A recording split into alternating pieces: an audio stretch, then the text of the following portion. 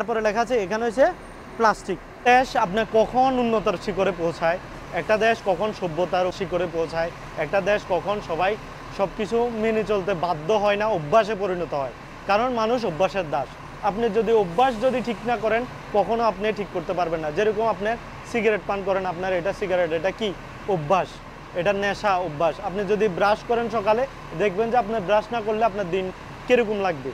এই জিনিসগুলো এরকম। এই দেশটা হচ্ছে এরকম আপনার সৌদি আরব, এটা ইউরোপ আমেরিকা না, কিন্তু এটা মিডল ইস্ট হিসেবে এটা সভ্যতার বাংলাদেশ থেকে প্রায় 50 থেকে 60-100 বছর এগিয়ে। কি কারণে? তারা সব জায়গায় আপনি দেখেন, প্রত্যেকটা জায়গায় তারা পরিষ্কার পরিচ্ছন্ন করার জন্য কর্মী রাখে, কিন্তু তারা কি করে দেয়, প্রত্যেক পথে পথে ঘাটে ঘাটে রাস্তার পাশে পাশে ডাস্টবিন আপনার রেখে দেয়। এখানে এমন কিছু ডাস্টবিন আপনাদেরকে আমি দেখাইতেছি। এই ডাস্টবিনগুলো হচ্ছে, দেখেন এখানে কি লেখা আছে, এখানে লেখা আছে রিসাইকেল বিন জেনারেল। তারপরে লেখা আছে এখানে হচ্ছে প্লাস্টিক, এখানে হচ্ছে গ্লাস, মানে এখানে আপনার গ্লাস জাতীয় যতগুলো আছে ওইগুলো এখানে আপনি ফেলবেন। তারপরে হচ্ছে এটা হচ্ছে প্লাস্টিক, যেখানে আপনার প্লাস্টিক জাতীয় যতগুলো আছে ওইগুলো হচ্ছে এই ডাস্টবিনে ফেলবেন। এখানে সব যারা পালাবে এটা সব হচ্ছে প্লাস্টিক। আর এখানে যা আছে তা হচ্ছে সব গ্লাস। এখানে যা আছে এখানে লেখা আছে জেনারেল, আপনি যে অন্যান্য সব কিছু আপনি ফেলতে পারবেন।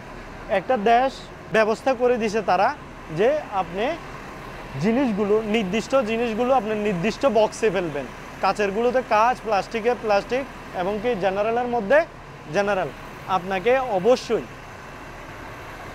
আমরা এই সৌদি আরব এই দেশটা এতগুলো মানুষকে রাখে তারা, যে টাকা দিয়ে প্রত্যেকটা পদে পদে পরিষ্কার করার জন্য রাখে। পরিষ্কার করার জন্য রাখার পরেও তারা নির্দিষ্ট স্থানে দিয়ে দিছে।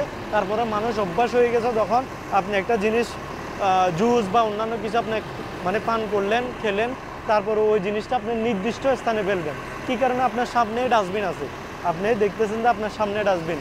আপনার ডাস্টবিনে যখন ফালানোর অভ্যাস হয়ে যাবে, যখন মানুষ অভ্যাসে পরিণত হবে, তখন বাইরে কেউ কোনো কিছু ফালায় না। এই দেশটা হয়েছে এরকম, আপনি যখন অভ্যাসে পরিণত করবে আপনাকে, তখন মানুষের অন্য কোথাও ফেলতে পারবে না। আমরা বাংলাদেশে যে কোনো কিছু সুইং গাম, এটা ওইটা, যে কোনো কিছু যে কোনো গানে খেয়ে ওইখানেই ফালাই দিই। এটা থেকে আপনাকে বুঝতে হবে যে অবশ্যই আপনাকে অভ্যাসে পরিণত করতে হবে। যদি আমরা সভ্যতায় পৌঁছাতে হয়, অন্যান্য দেশের সাথে আমরাকে কম্পিটিশন করতে হয়, আমরা অবশ্যই আমাদের অভ্যাস চেঞ্জ করতে হবে। নির্দিষ্ট স্থানে, নির্দিষ্ট জায়গায়, নির্দিষ্ট কাঁচরা বর্জ্য সব কিছু ফেলতে হবে। তাহলে আমরা হতে পারবো উন্নত জাতিদের মধ্যে একটা জাতি। না হলে আমরা কখনোই উন্নত জাতিদের মধ্যে, উন্নত দেশের মধ্যে কখনোই পড়তে পারবো না।